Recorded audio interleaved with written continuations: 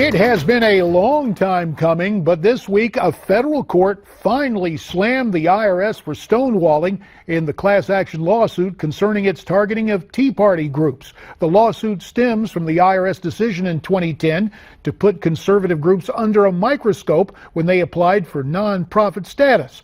Thursday, a federal appeals court ordered the IRS to turn over the full list of groups it targeted so the case brought by the NorCal Tea Party Patriots can go forward. The court also accused the Justice Department, who is representing the IRS, of acting in bad faith by fighting the release of this list. Joining us for more via Skype from Kansas City, Missouri, Edward Greim, the attorney representing NorCal Tea Party Patriots, and joining us from Newsmax, Washington, President of Judicial Watch, Tom Fitton. Thanks to you both. And Edward, let's begin with you. Were you pleasantly surprised by this ruling? Well, we were pleasantly surprised. It really opens a door for us now in discovery.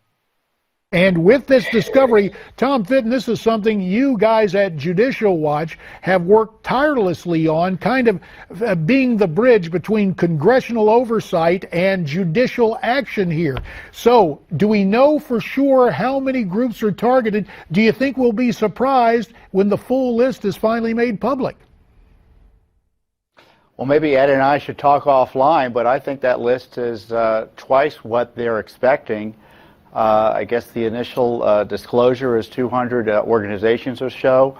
In our litigation, which is separate under the Freedom of Information Act, the IRS recently agreed to give us the letters, at least, they were sending to 500 plus organizations. So this suppression and oppression was massive, and we're pleased to see another court become skeptical and show skepticism towards the IRS's misconduct and the Justice Department's misconduct in covering up this scandal.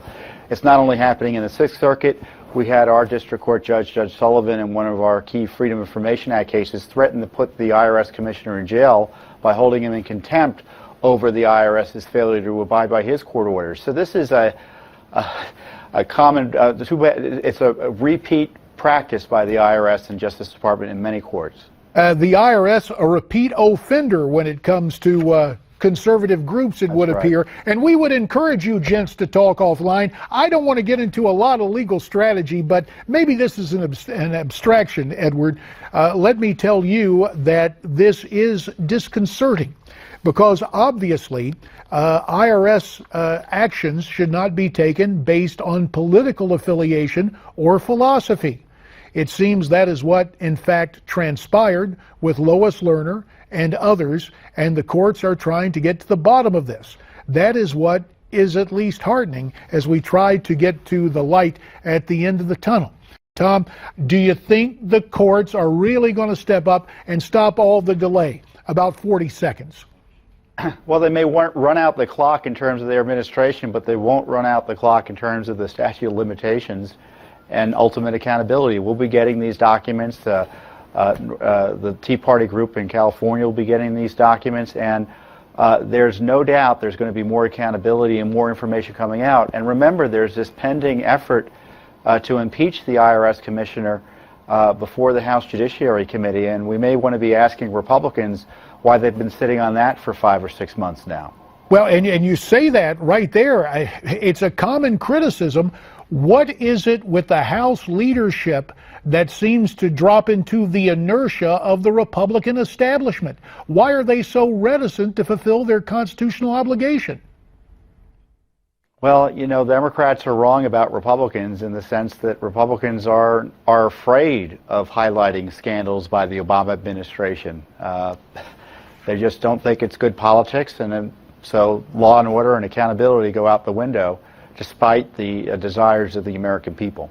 Well, the desires of the American people need to be followed, and our elected representatives would do well to follow them. In the interim, groups like yours, Tom Fitton, at Judicial Watch, are certainly filling the gap. We appreciate your time tonight from Newsmax, Washington. Thank you. Our thanks also to attorney Edward Greim from Kansas City. We're sorry that his Skype experienced some technical difficulties. We'll be right back.